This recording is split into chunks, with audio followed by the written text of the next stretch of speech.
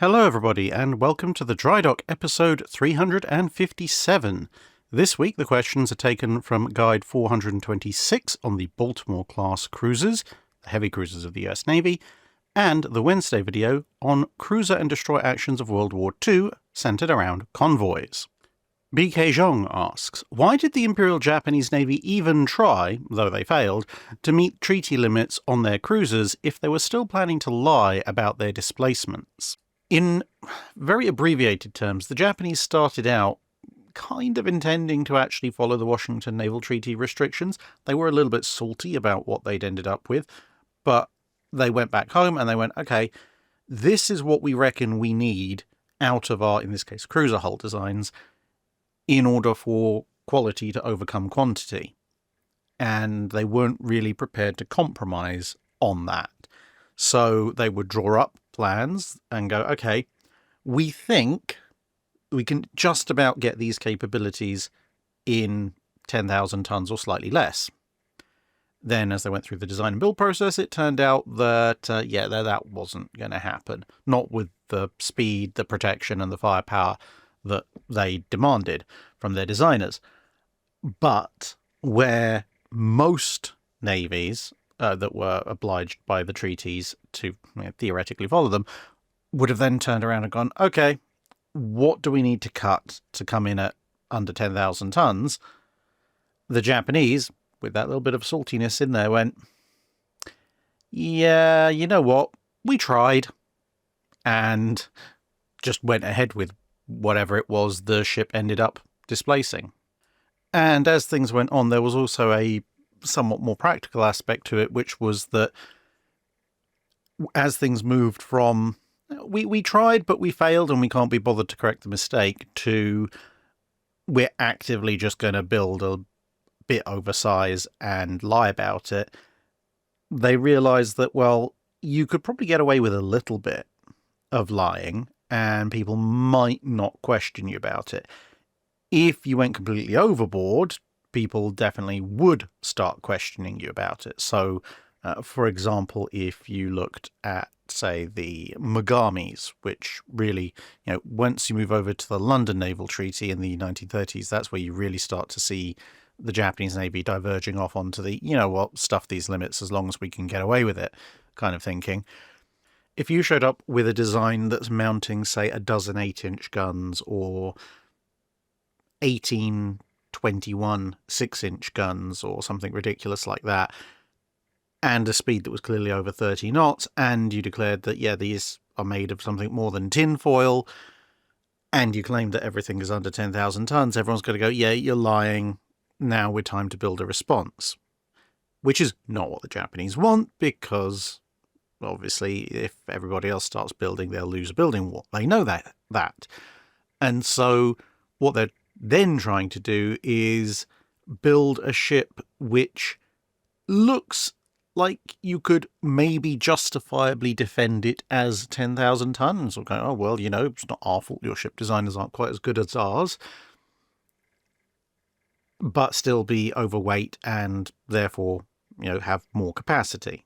As I've pointed out in the past, if you look at the Megamis now, although yes, the Megamis were designed to be turned into 8-inch cruisers, but you compare the Megamis to, say, the Towns and the Brooklyns, the Megamis have the guns of the Brooklyns and the armor protection and torpedo armament that's Town-like or better, all in one package, whereas the Brooklyns have to sacrifice torpedoes, among other things, to stay under the limits, and of course the Towns sacrifice they go with a dozen guns instead of 15.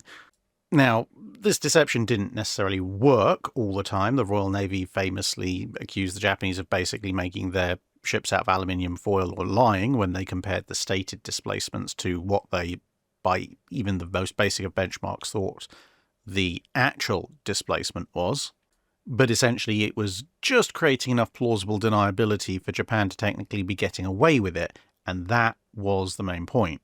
If they didn't at least try to look like they were treaty compliant, they'd cause the treaty system to break down, and the treaty system was effectively the shield behind which the Japanese were trying to build a fleet they thought they could beat the Americans with.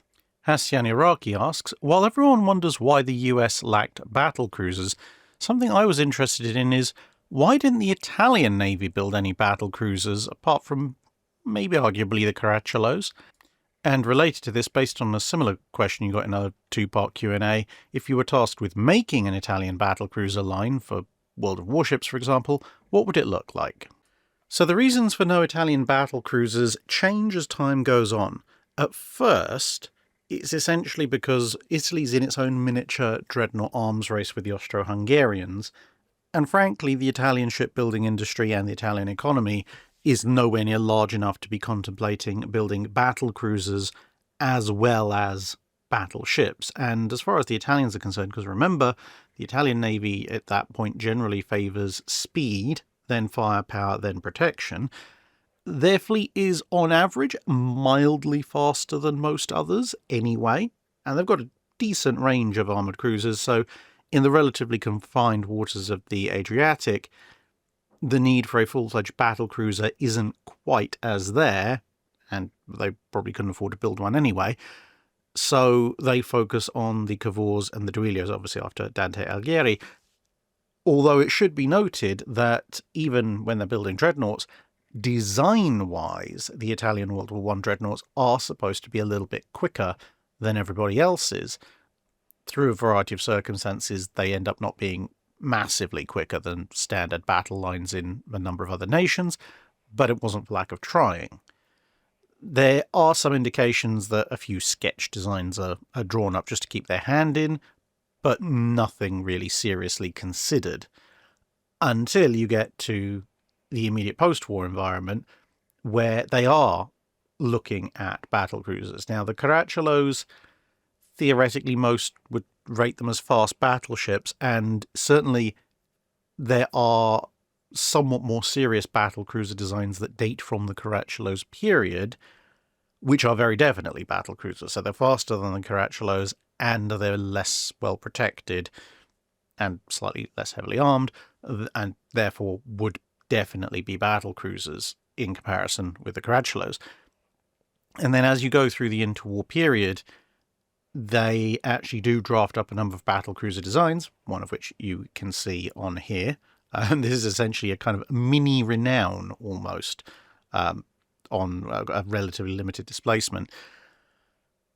And these kind of arise partly because, well, the French have stopped building new dreadnought battleships, and France is the new Austria-Hungary as far as the Regia Aeronautica is concerned, and France is aiming to kind of fill out its fleet with treaty heavy cruisers, at which point both the French and the Italians, because the Italians are obviously building their own treaty heavy cruisers, both naturally go, well, we could use our limited treaty allocated capital ship tonnage to build several fast cruiser killers, aka battle cruisers, rather than spending it on fewer large heavy capital ships.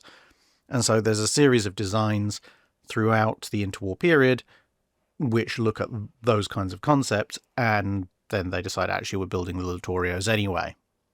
Now, as far as if I was going to design an Italian battlecruiser line for World of Warships, I would say tiers 5 to 8 or possibly 6 to 9, depending on how you stat them, would already be covered by the interwar design proposals that had relatively extensive work done for them. So that wouldn't be too difficult. Here's a sketch or a plan, run with it. The bigger issues would be, what would you have as a tier 10, possibly also a tier 9, but let's say a tier 10 for sake of argument. And if you're going to do 6, 7, 8, and 9 out of historical designs, then theoretically you'd need 3, 4, and 5, although you could probably get away with maybe 1 or 2 lower tier designs and the tier 10, at which point for the lower tier designs, I'd say maybe drop in 2.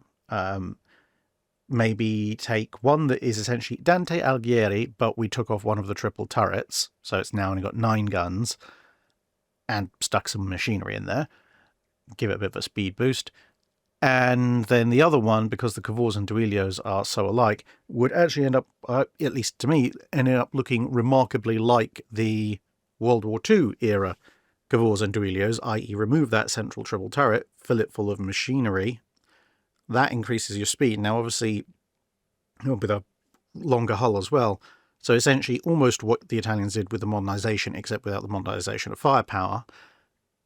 But with older propulsion machinery, you're maybe not going to get quite as quick.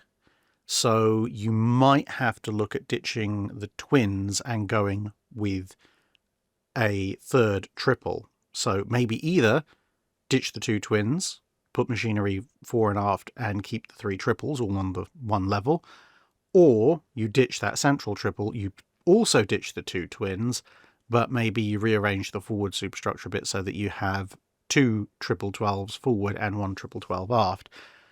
And then, as I said, historical designs after that, starting with the Caracciolo's counterpart battlecruiser. And then for the Tier 10, you could look at maybe some of the post-Littorio designs that were sketched up that were maybe supposed to be using 16-inch guns, and then take one of those and just reduce the turrets from triples to twins and call it a day. But make it really, really fast. The man formerly known as Commenting Is What I Do asks, I've always been under the impression that the conversions of the Baltimore class weren't that good and could have been much better. Is this assumption correct? Well, I think it partly depends on which one you're looking at. You're looking at the Boston class conversions or the Albany class conversions. The Bostons, I think you can give a lot more leeway to, because ultimately they are conversions at the very dawn of the guided missile age. So, much as you can point to faults in, say, HMS Eagle, the converted Almirante Cochrane, or Kaga, or Langley, you also have to give them a fair bit of latitude because of their, they're being converted at the relative dawn of their respective era. Because, you could do a lot better a conversion. I mean, they did the Albanese, for example, but you can't really expect them to do that right at the start. So if you take the Albanese as, the guide, well, you certainly could have done a heck of a lot better aesthetically. That is beyond all doubt. On the other hand, when you look at the sheer number of weapon systems and missile capacity, etc., on Albany, it's not actually a half bad conversion. Again, there are things you could have done better, but part of that was due to the rapidly evolving nature of the technology at the time.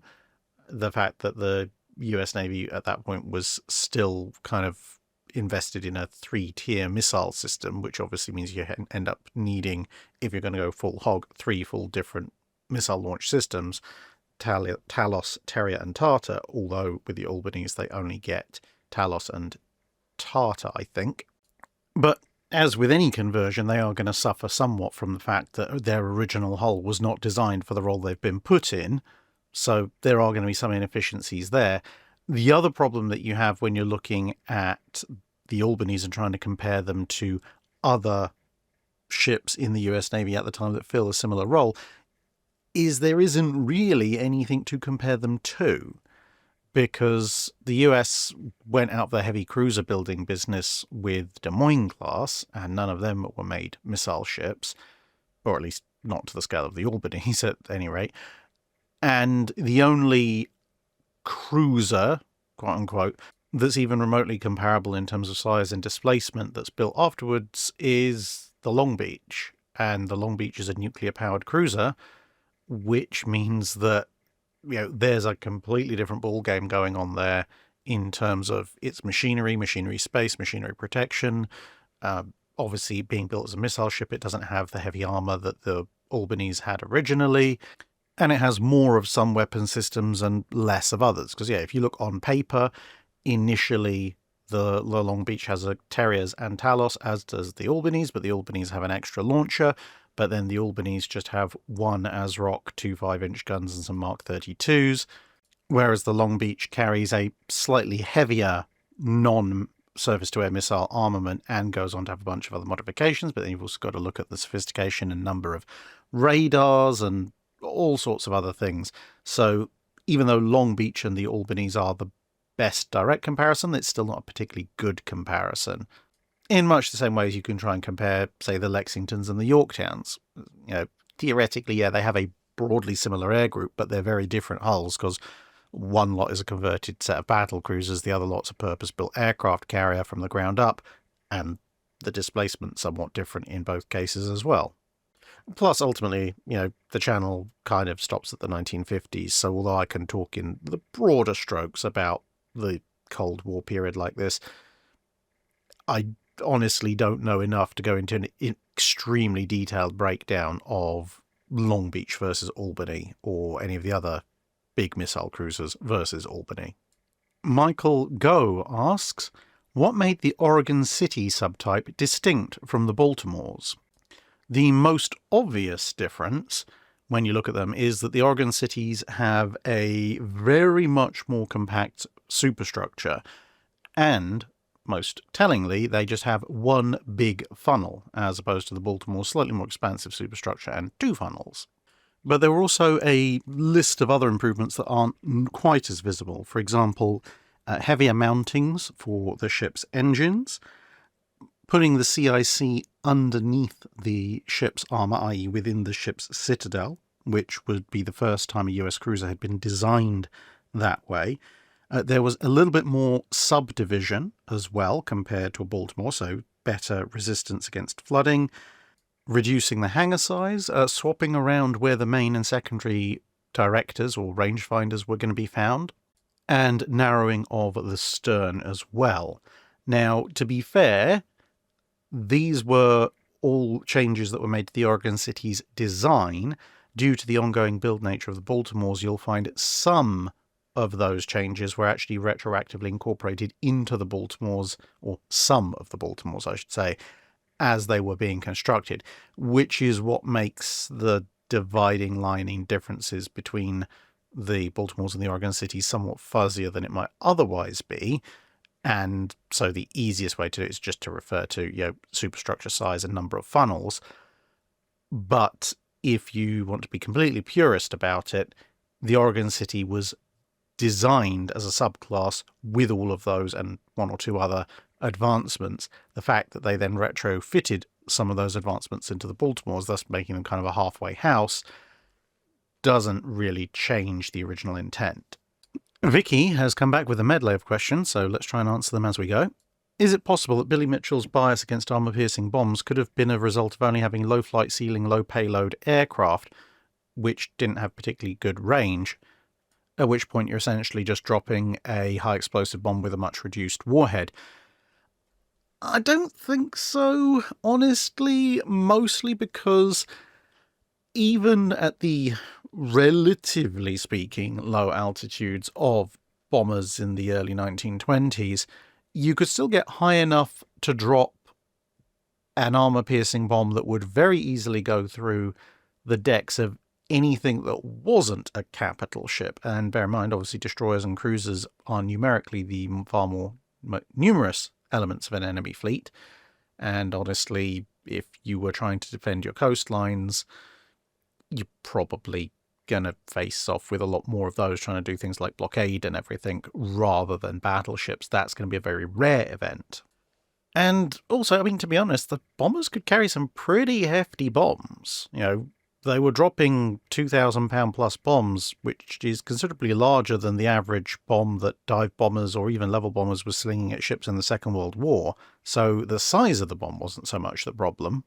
I get the feeling that it, at least from Mitchell's perspective, was more about the spectacle of it, because, as you said, a high explosive bomb, more explosion, looks more impressive, cosmetically does quite spectacular damage when it detonates on the upper deck of a battleship. And also because of the kind of mining effect of a large high explosive bomb going off near a ship, it kind of forgave some of the inaccuracy that was inherent to level bombing. Mostly, though, I think Mitchell was just looking for an attack profile that was uniquely his. Because, if he'd been really, really serious about we can use aircraft to destroy enemy battleships, he would have just gone for torpedo bombers. But, as I said before, torpedo bombers are a Navy thing, and Mitchell didn't like the Navy.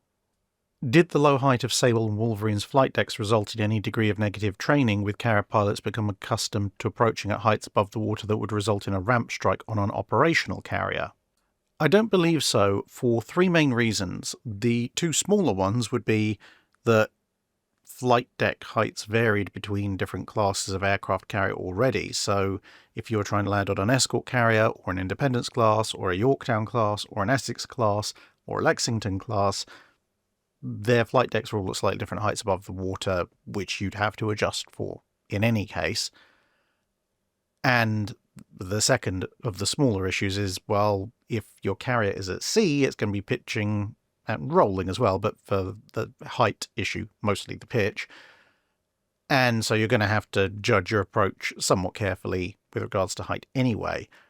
But the much larger issue is that in order to plant your wheels on deck and catch the arrestor hook, it's not so much about coming in at a specific height, it's about coming in at the flight deck at a specific angle and speed. And that involves, lining up with certain features of the flight deck and the officer who's signaling you down and so on and so forth, and making sure your approach path is correct. And at that point, because your sort of terminal point is the flight deck itself, as long as you are on that correct angle of approach, it doesn't really matter what height the flight deck is at, because you've automatically adjusted your height to get the correct angle. If you were coming in at the low height of Sable and Wolverine on, say, the Saratoga, your approach angle would be completely wrong and you'd be waved off long before you got close enough to ramp strike. Was there ever any consideration to making the Iowas a turret 1, a twin rather than a triple, in order to avoid impinging on the ship's torpedo defense system? Not as far as I can find. I don't think there was ever any serious discussion of that. Mostly because they were already facing a little bit of stick for why are we paying 10,000 tons for a slightly faster South Dakota, and the upgrade to the 50 caliber guns had been a big part of that, and they'd already been fairly restrictive on barbette size, hence the whole kerfuffle with the turrets and the guns that they were planning to use originally, and so on and so forth. At which point, anyone suggesting, well, yeah, we're going to pay 10,000 tons and all this extra money to make a slightly faster version of the South Dakota, but hey, it's got one less gun, that would never have flown. And finally, why are the Iowa's 16-inch powder magazines so vastly larger than the 16-inch shell magazines? On the ship's plans, the ratio between the size of the two types of magazine seems far larger than the ratio between the size of the propellant load used to fire a 16-inch shell and the size of said 16-inch shell. Well, partly it's because, as you can see here, this is actually very effectively demonstrated aboard USS Iowa herself. There's a lot more volume to the charges than there is to the shells. But on top of that, you have a number of measures surrounding the sensitivity of the charges relative to the shells. The shells are pretty inert, so they are stored, at least on US battleships, like the Iowas, standing up on their ends, on the tail end obviously, it would be a bit difficult to balance them point first, which of course means that they take up a considerably smaller surface area, and they can then be parbuckled straight over to the hoists and up they go. So relatively speaking, the amount of floor space you need to store a bunch of 16-inch shells for the Iowas is quite small, whereas for the charges, they have to be stored in containers themselves to ideally, well, it won't necessarily prevent, but it should significantly retard flash or explosion that gets into the magazines from setting them off, because, yeah, okay, the propellant itself is not massively volatile. It's still more volatile than a big lump of metal that is a shell. And of course, the black powder pads are quite volatile. So they have to be stored in metal canisters. Those metal canisters are then stored on their side, horizontally, so they take up more individual floor space. And, again, as part of additional safety measures, you don't have them all stacked right next to the charge hoist ready to go straight up to the turret.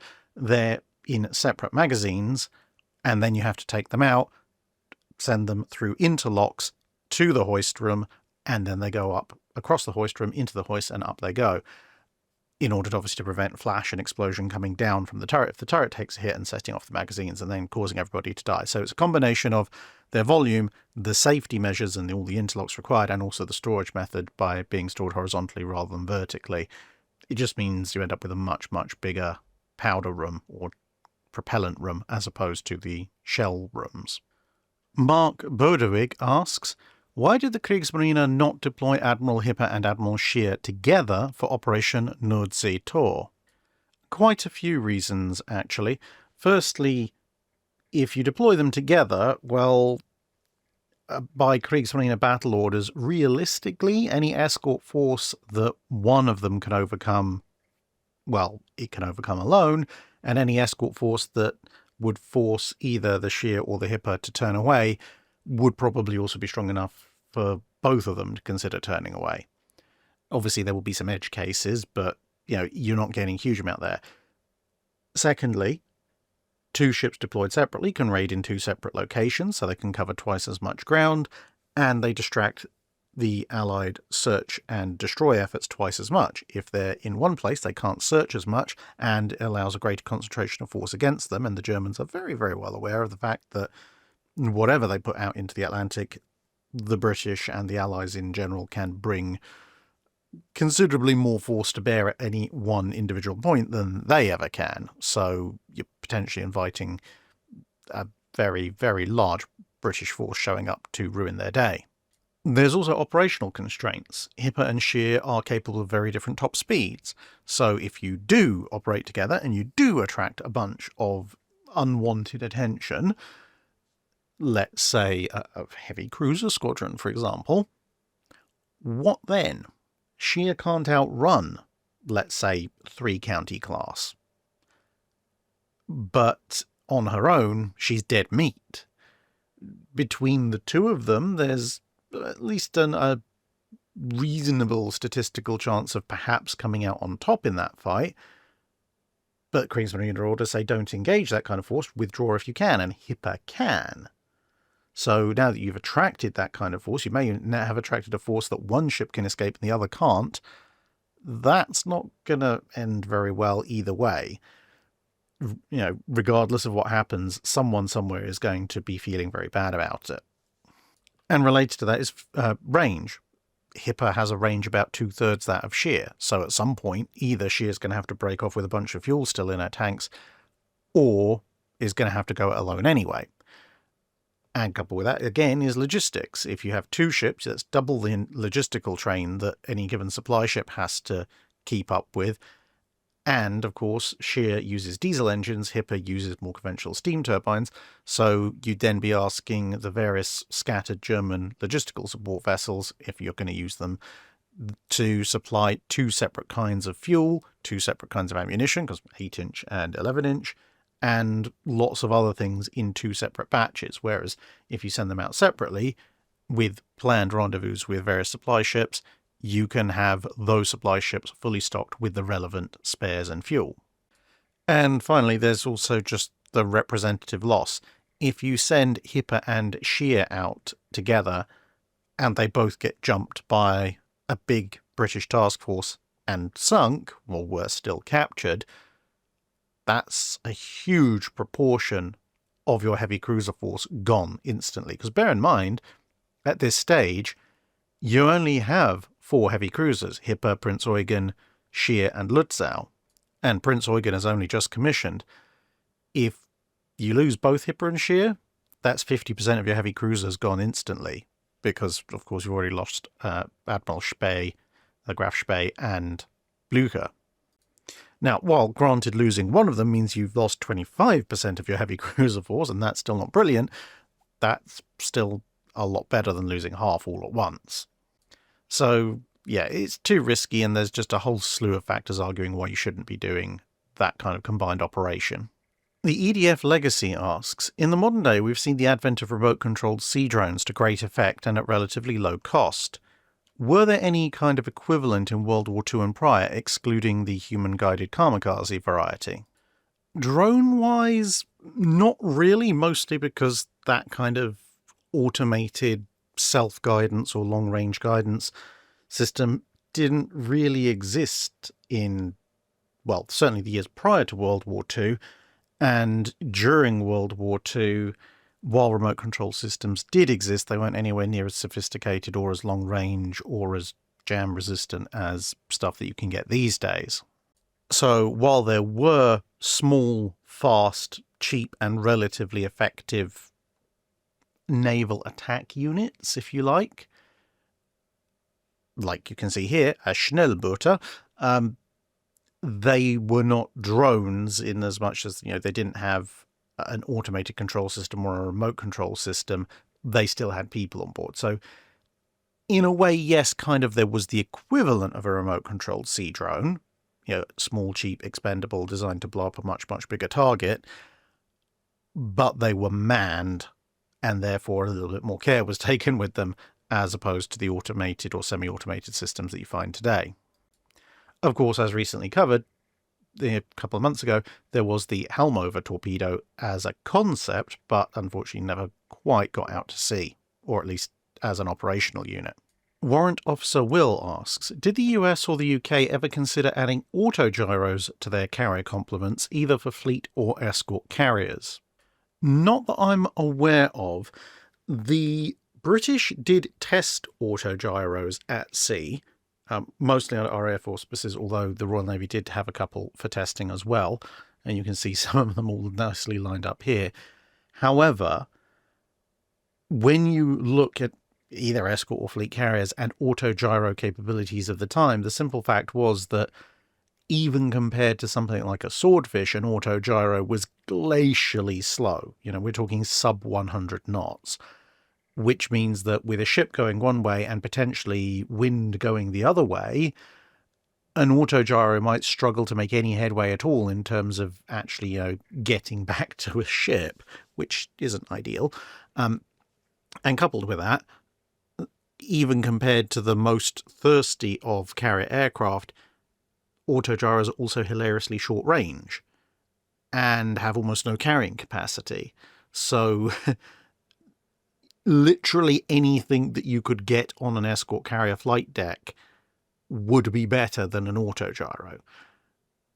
Because, what is an autogyro going to do? It's going to fly very, very close to the fleet or over the fleet or convoy, if you're on convoy escort, and maybe in good weather, because, you're in an open cockpit lightweight thing. So in good weather, provide you a little bit of aerial spotting capacity, but not for very long before it has to wend its way back. And if it does spot something, its best hope is to try and tell someone that it's seen something and for something else to go and deal with it, because it can't carry any real weaponry.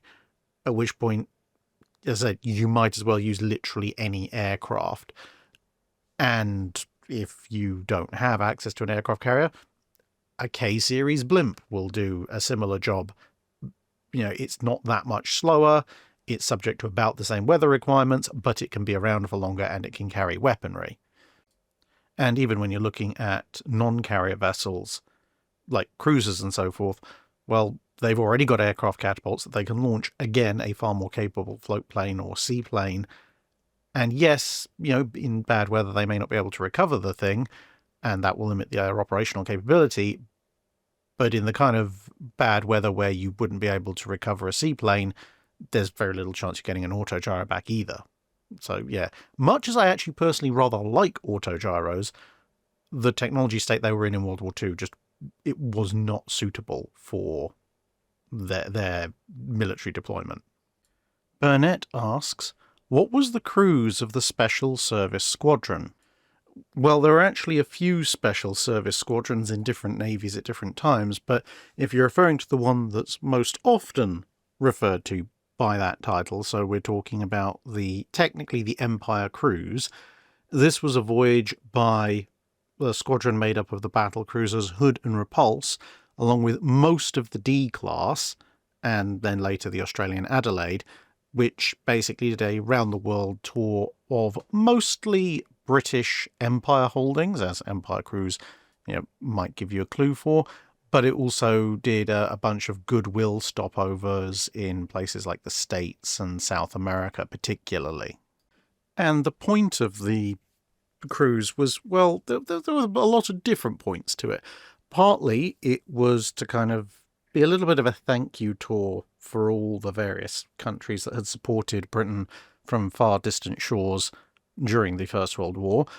Partly it was also there to reassure - impress a bunch of them that yes, Britain was still a big naval power, very relevant on the world stage, hence sending Hood, the biggest warship in the world at the time, and Repulse and the D-class, very new ships, so all new, modern, looking nice and cool and snazzy, and obviously also to intimate to those who might be visiting those ports at the same time from powers that were less well disposed towards Britain, that Britain still had teeth, despite the Washington Treaty having recently taken effect, and also as a kind of general show of British imperial unity to sort of, assure everyone that we're all on the same side and the Royal Navy's here to protect you and that kind of thing. Nosdormu89 asks, of all the paper designs in World of Warships, which ones do you think are the most realistically plausible and which ones not so much? I think there's quite a range. The ones that I would consider most realistically plausible would be designs that were planned to be built, possibly were even under construction, and whose construction was stopped for reasons outside of the capability of the design itself. So, for example, I've got the Duncan up here, which is the G3 class. There was nothing wrong with the G3 class. Their keel plates for the G3s were laid, but the Washington Treaty curtailed them. So they're entirely plausible. The same thing with the Amagis, Tosas, Lexingtons, South Dakotas, 1920 South Dakota, obviously. All of those ships had been cleared by their navies. They're under construction. Nothing wrong with the design from a perspective of whether or not you'd order them being constructed, but other events overtook them. And related to that, I would say, obviously you get different hulls, because a Lexington class as built in the early 1920s, given the tier that it would sit up in World of Warships, would be hilariously vulnerable to air attack. And so you get, I think it's the Congress, which is essentially, it's a Lexington, but it's undergone a kind of Colorado, somewhere between a Colorado and West Virginia refit, so it actually has some anti-aircraft capacity. Now, obviously, that is a very speculative design, but I would say it's still plausible on the grounds that if the ship had been built in the first place, which we established could very well have happened, it's a reasonable supposition that that is what it would have looked like in service in the mid-1940s. A second tier, I would say, is ships that were designed as part of a process that eventually either led to something being built or led to something almost being built, maybe a Category 1 type ship. But for whatever reason, those designs were superseded by that other thing. Now, those are usually, I would say, reasonably plausible in that as long as the design was relatively well developed, there was a decent chance that the nation in question could physically have built them. And they obviously had a motivation to build something like that. But simultaneously, that nation found something better to do with their resources. So something like, say, the St. Vincent would fall under that. It's not an N3, which would fall into Category 1, but she's based on the I3. So, Britain did look at the design, they considered it, ultimately rejected it, but probably could have been built. So if you want some other examples, a Category 1 design would be something like Plymouth, which is the 4-gun Edinburgh-Belfast subclass, or the Florida, I think it is, which is the 14-inch North Carolina. That's what she was going to be before treaty system collapses and so forth. Whereas something like, say, Monarch would probably fall into the Tier 2 category. Although I really like the concept, I'm not sure the execution in World of Warships is entirely in keeping with what it probably would have ended up like, but never mind. Then you've got, I would say, the third tier of ships in terms of plausibility. So this is now edging over towards okay, maybe, but big question marks. So these would be ships that would have some significant issue with them that they are hypothesizing potentially could have been overcome. And that can be all sorts of issues from, this part of the armament just flat out didn't work, so it wasn't built. To our industry just couldn't actually build it, even though on paper we could. And this is kind of where you enter the realm of ships on paper capabilities may be rather different to what they would have been in real life.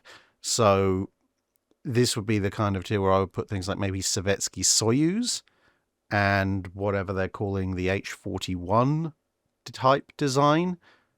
And much as I love them, actually, the Georgia and the Ohio, things like that, because all of them have very good reasons why they either weren't built or were only partially built. You know, Sovietsky Soyuz, all those rivet problems with one of them, and just generally, you know, Russian shipbuilding industry actually really wasn't capable of putting something together efficiently to the design that was done. The Georgia and Ohio, theoretically, there's nothing wrong with them, but the US Navy was pretty adamant in their rejection of 18-inch guns, and so on and so forth. And then you have the fourth level, which is the ones where it's just like, yeah, okay, I can see why you've put it into the tech tree to fill a space, but realistically, this isn't going to happen. And that would be things like, you know, your H-44, whatever they're calling that nowadays. You know, German industry probably couldn't build it. The Satsuma-Super Yamato, if you've watched the video about creating the 18.1-inch guns, yeah, you'll know there's possibly some fairly serious question marks over whether the Japanese could actually have even built the guns for the Super Yamato. The various battle carriers, yes, they were designed. No, nobody wanted to actually build them. The more speculative German and Russian projects that are basically just please don't send me to the Eastern Front. The Tillmans, some of those obviously haven't been adopted into the US tech tree. And then you have stuff like, I think it's the Republique, the French Tier 10, or Devastation for the British, stuff where essentially there's been one small scrap of something. Like, yes, the French did look at some very big naval guns, or something like that, but then essentially an entire ship has been created around a relatively small bit of information. Because, yeah, they're fun designs, and yeah, I'm sure at some point someone might have come up with something similar, but it's very much of a reach at that point. Miko Leitner asks, did the Fleet Air Arm Martlets or Wildcats from USS Ranger or various escort carriers ever come face-to-face with Luftwaffe or Regia Aeronautica fighters? And if so, how did it go? What about F-6Fs and F-4Us later in the war? Both the Wildcat and the Hellcat did run into German and Italian aircraft at various stages during the Second World War, mostly, unsurprisingly, under Fleet Air Arm colours, or occasionally RAF colours, and one or two US marked aircraft as well. The F-4U, as to my knowledge, didn't come into direct conflict with German or Italian fighters, but the problem is that most of the encounters are very, very sparse. The vast majority of confirmed kills either way are Wildcats or Hellcats taking on German or Italian bombers, which isn't obviously a reflection on fighter versus fighter combat. And the relatively few instances of fighter versus fighter combat that I've managed to track down tend to be in the very latter stages of the European campaign. Now, the reason why I say this is a little bit of a problem is that on paper, the Wildcat is at a significant disadvantage versus its contemporary BF-109 or FW-190, depending on which make and model you're looking at, equivalent in, let's say, German service. The Hellcat obviously is better performing than the Wildcat in most regiments, but comes along later when there are more advanced German fighter models around as well. So again, is mostly on paper at a disadvantage, although it does hold one or two cards. The F-4U Corsair, on paper, has the best chance because it's of the three, it's the best energy fighter, which is really the kind of tactics you'll want to be using in Europe. The Wildcat and the Hellcat do have some dogfighting advantages. Some BF-109 and FW-190 models that contemporary have other advantages in a dogfight, but basically, if you're in a Hellcat or a Wildcat, and you end up going up against a contemporary German fighter, or Italian, I guess, for that matter, your best bet is to try and force them into a turning dogfight. You might not win, but you might, and that's your best chance. Whereas trying to do boom and zoom with a contemporary BF 109 or FW 190, you will lose that engagement 9 times out of 10. But the reason why this all gets a bit difficult is that because the engagements, as I said, are later in the war, it means that you end up with Fleet Air Arm pilots or other air arm pilots for Royal Air Force, etc., who usually have reasonably decent training, good supply and logistics lines, and a decent amount of experience in some cases, but at the very least good training. Whereas, as we know, by 44, 45, the average quality of all Axis pilots, obviously Japanese very specifically, but even in the European Axis, had dropped quite a bit from foreshortened training regimens, a lack of cycling back experienced pilots to train new pilots, and ever-increasing attrition on frontline pilots, which of course means new pilots being cycled through even faster and therefore having less experience. And therefore you end up with these small handful of combats which actually usually go the American fighter's way. But when you look at the aircraft that were involved in those combats on paper, it shouldn't have done that. At which point, considering that in at least 2 of the cases the Germans actually get the bounce on the Allied planes, it would suggest that what's going on is that you have a Axis fighter that on paper holds a fair number of advantages, but those advantages are not significant enough to overcome a disparity in training and experience between the pilots, and therefore the Allied fighters get the upper hand. Brian Smith asks, if Yorktown had survived Midway, when do you think it would have been ready to rejoin the war, and would it have had a big impact on the war, or would the Essexes already have been in service? I think it depends in part as to when you call time on Yorktown getting hit at Midway. Do you just say, okay, the Japanese sub that finishes her off doesn't get that torpedo salvo off, or it does but it misses, in which case she's going into dock with essentially only bomb damage, or does she still take a hit from that submarine torpedo salvo, but for whatever reason, sheer blind luck, transfer damage control crews, or divine providence, she somehow doesn't quite sink and manages to get towed back to Midway. Let's take that as our worst case situation or scenario. Well, we do have some precedent because, of course, Saratoga is it's the US Navy's carrier torpedo magnet, and she's actually already been torpedoed in 1942, and at the time of Midway was just about coming back online, and she would go on to get torpedoed again. So we can get some idea of a kind of a baseline for repairs for a fleet carrier, admittedly not a Yorktown, but a fleet carrier, in how long did it take Saratoga to get back up on her feet. And on top of that, we can also look at some of the bomb damage that, say, Enterprise takes and how long it takes her to get back online. So if Yorktown is in that particularly bad shape, I would say you're probably looking at around 4 months to get her back online, assuming a relatively expedited rebuild process. She doesn't need quite the same level of refit that Saratoga would undergo after her first torpedoing, but in theory she has both torpedo and bomb damage, but you can work on significant portions of those bits of damage simultaneously because they are in separate areas. So she's probably going to miss the Battle of the Eastern Solomons at the start of the Guadalcanal campaign, just because she's not going to be ready in time, or even if by some absolute miracle of dockyard working she's not going to be there. She might be either coming back from the west coast of the US or in Pearl Harbor or something like that. But I put pretty decent money on her being available for the Battle of the Santa Cruz Islands in October. She should be well in place by that point, which would mean actually then there would be a second time that all 3 Yorktowns are operating together. And that means another fleet carrier flight deck at Santa Cruz, which might move the balance of air power back in favor of the US.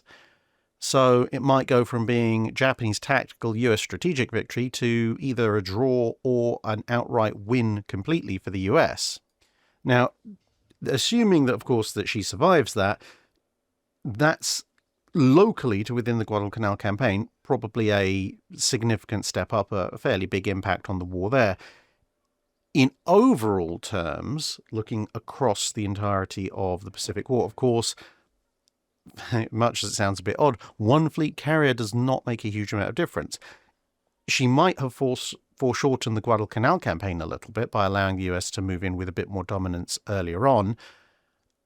But against that, you have to take into account the fact that having an additional fleet carrier is nice, but you do need multiple Essexes to build up, and Independences for that matter, to build up the overwhelming force that the US Navy would want when it started rolling into Japanese-held territories later on in the war.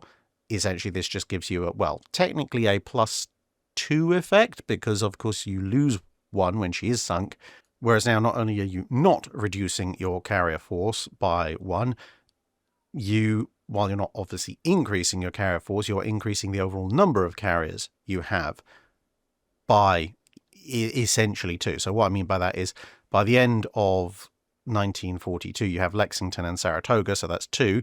You get 2 Essexes, you have 4, great.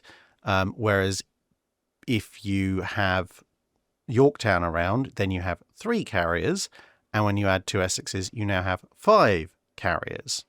And 5 fleet carriers is a much greater margin of superiority than 4, especially if Yorktown's air group managed to take out 1 or more Japanese carriers during Santa Cruz Islands, because that's obviously an additional multiplier.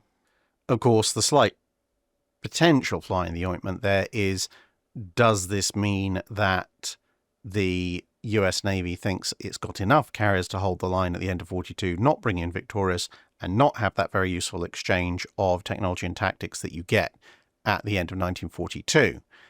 So, you could say, to try and thread the needle there, that obviously by having 3 carriers around, that allows Enterprise to go off for repairs somewhat sooner, but potentially, let's say, for sake of an optimal timeline, yes, Yorktown helps kill an additional carrier at Santa Cruz Islands, so that's good overall, but she takes a couple of heavy bomb hits, and so like Enterprise, she has to go back for repairs, which means Saratoga's the only one left online, which means Victorious has to come in as well.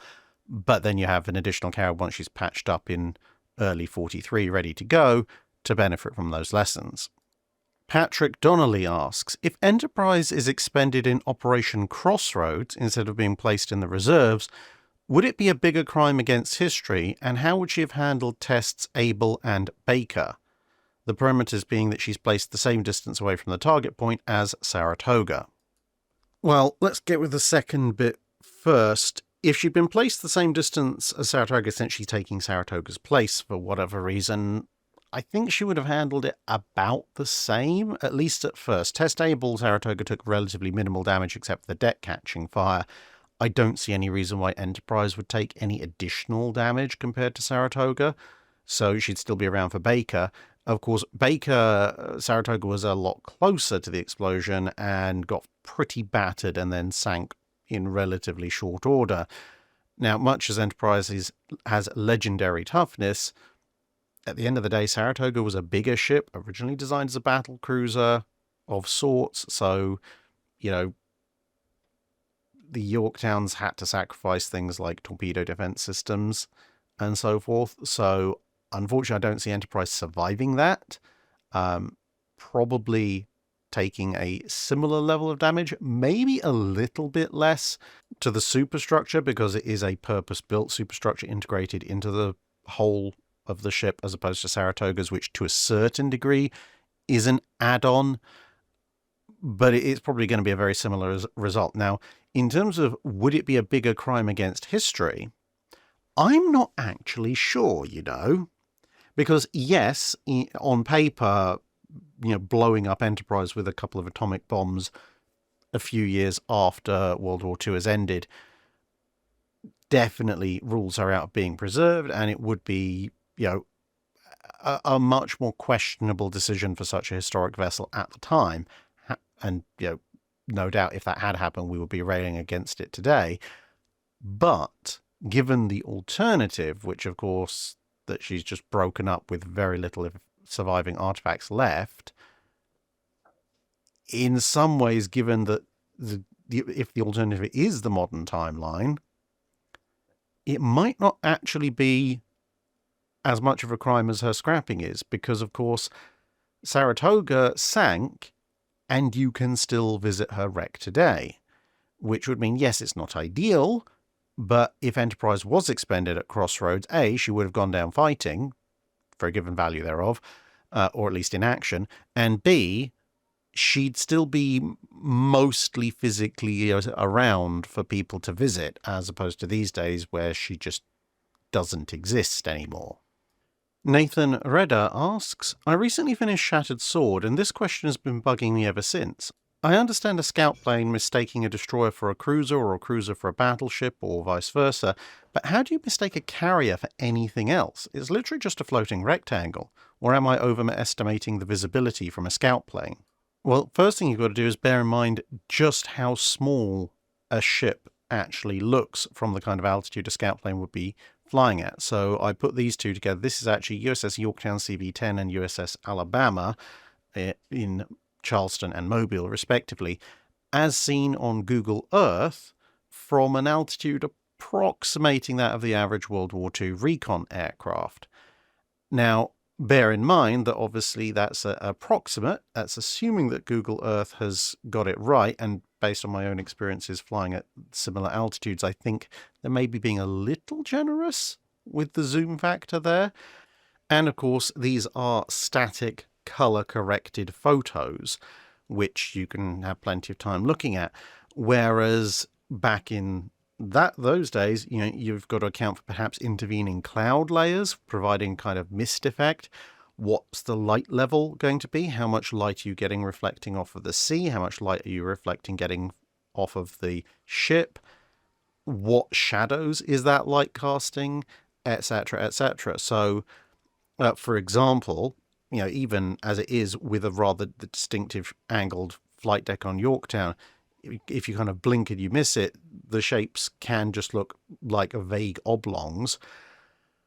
But if, for example, you saw a battleship, but you saw the battleship and the sun was on the same side as you, so the whole battleship was really brightly lit up, lots of reflections off the sea, you're going to see a long, large shape that is some combination of teak and grey, and that's pretty much it. Not that many shadows. And if you do see something rising up in the middle, well, that could be an island, because islands on a lot of carriers at that point were a lot more central than perhaps they are these days, and also quite substantial in many cases. Whereas conversely, if you saw a carrier and the carrier had its starboard side to you, in the case of US carriers, could be either way with Japanese carriers, of course, because some had ports, some had starboard islands.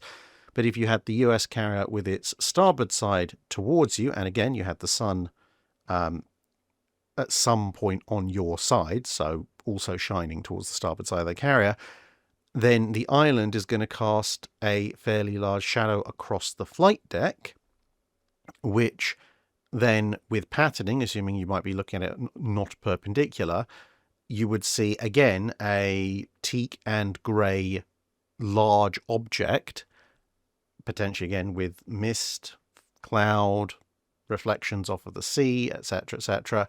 But you would also notice some kind of large, dark, jagged mass in the middle, which you might mistake for the superstructure of a more regular capital ship.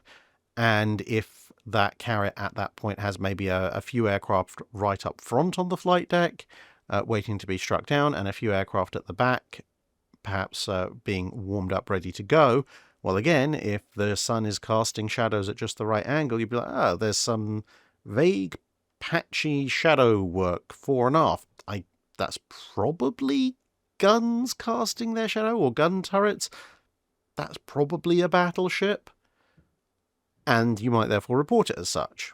And as I said, the converse being, if you just see a very brightly illuminated, virtually no shadow battleship, it might look like a carrier. And, well, yes, I know airliners tend to fly a little bit higher these days than the average World War II recon aircraft, but at the same time, if you're on a flight and you look out the window while you're flying over the ocean, and you have all the, the mist, the lighting, etc., not these lovely color-corrected static photos, and you try and look down even at big ships, and the reason I say you can do this is because obviously the ships you're looking at these days tend to be even bigger than the ships they were looking at in those days, and try and work out even what kind of ship you're looking at, let alone a make, a model, a nationality, etc. It is surprisingly difficult.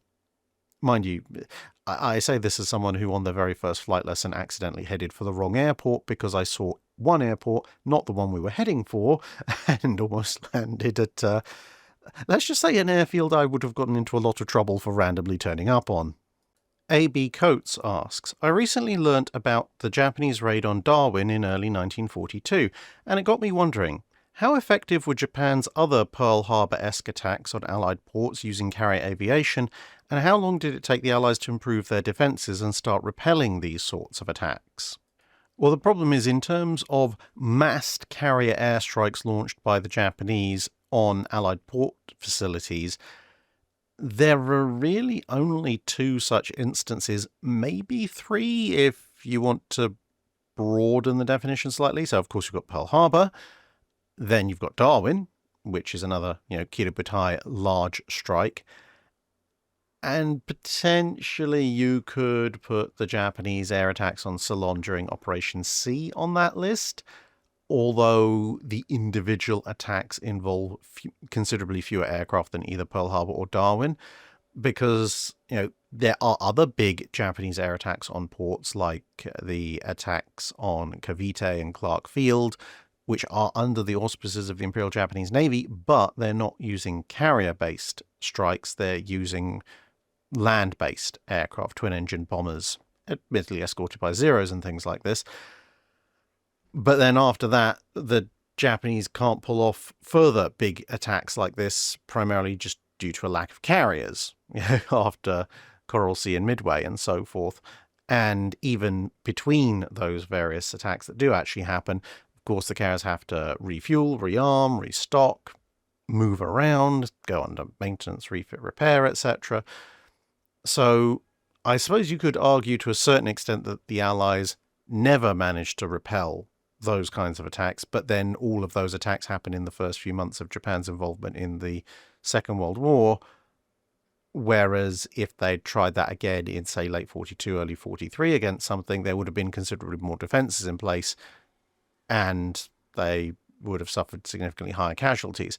I suppose an interesting study could be made into looking at the amount of potential defense available at Ceylon, Pearl Harbor, and Darwin, and then compare that to the amount of Japanese aircraft sent into attack, and then work out the ratio between amount of defense versus amount of potential attack, and therefore damage caused, and work out were Allied defenses getting any better. Because, of course, Darwin and Ceylon both should, in theory, have had at least expected Japanese air raids, as opposed to Pearl Harbor, which was a true surprise attack, strategic as well as tactical.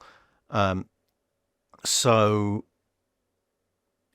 obviously, given that you're talking about, again, different numbers of aircraft and different numbers of defences that could potentially be readied, it might be interesting to work out, did the Australians and the British do any better on a, per defence, per aircraft basis or not? Because obviously, with Darwin, the Japanese lost considerably fewer aircraft, but then again, Darwin wasn't anywhere near as big a target as Pearl Harbor and didn't have anywhere near the defences that Pearl Harbor did.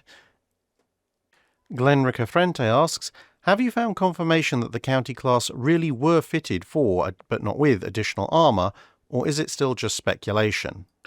Inasmuch as I don't yet have a smoking gun to point to and say this is where they said it, it still remains in the realm of speculation, albeit that is Also partly because, honestly, tracking down county class design documents in my various archive visits has been of a lower priority compared to some of the other stuff I've been looking up. Basically, yeah, it's a nice pet theory I have, and I'd love to be able to confirm it one day, but when I go to the archives, you can only request up to 12 documents per visit, or 12 document boxes, and other things just tend to take priority. Nonetheless, I would offer a couple of bits of information in addition to what I've said previously, which I think pushes more towards the idea that there is somewhere out there some documentation talking about the fact that, yes, we are essentially designing for but not with here. One of them is when you look at the original design conversations for what was initially the Kent class, obviously would later grow into the county class as a whole, there are options presented with essentially either no protection or just deck protection only, basically either reinvented the protected cruiser or even the unprotected cruiser, but they are constantly rejected because they're told, no, we definitely want protection, and if we can only have protection on the treaty displacement in a specific area, then we're going to have it around the magazines. But there are designs drawn up even then, basically on the hull, that would become the Kent and then the county class, showing fully armoured versions, and the sole reason they're rejected is not because the hull can't take it, it's simply because it'll put us over the Washington Treaty limits. And then similarly, when you get to the other end, when you get to the modernizations, which give a whole bunch of the ships the additional belt armor, when you look at the various schemes that are presented, yes, there are some more austere schemes on cost grounds and so forth, but there are also some far more impressive schemes that not only extend the existing armor, but actually increase the thickness of overall armor as well. And in all of those design schemes, never once does anybody go, I don't think the hull can actually take all that increase in weight and armor. Everybody seems to be perfectly accepting from the get-go that you could actually put some really hefty armor on. I mean, one of the schemes even looks at putting a continuous 5-inch belt across the whole ship, plus some more deck armor. And even with that, the concern at that point is, yeah, but that's going to take us well above the new treaty limits, obviously because now they're on London Treaty terms rather than Washington Treaty terms. No one ever says, I think putting a 5-inch belt over the machinery and increasing the magazine protection to 5-inch plus putting some more deck armor on is going to overstress the ship. And these are all naval architects. They know all about that kind of stuff.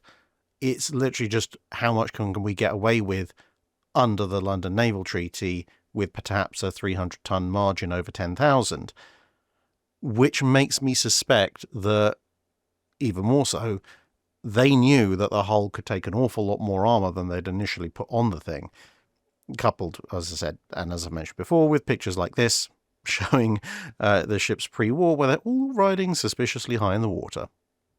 And that wraps us up for this week. Thank you very much for listening, everybody, and I hope to see you again in another video soon. Bye for now.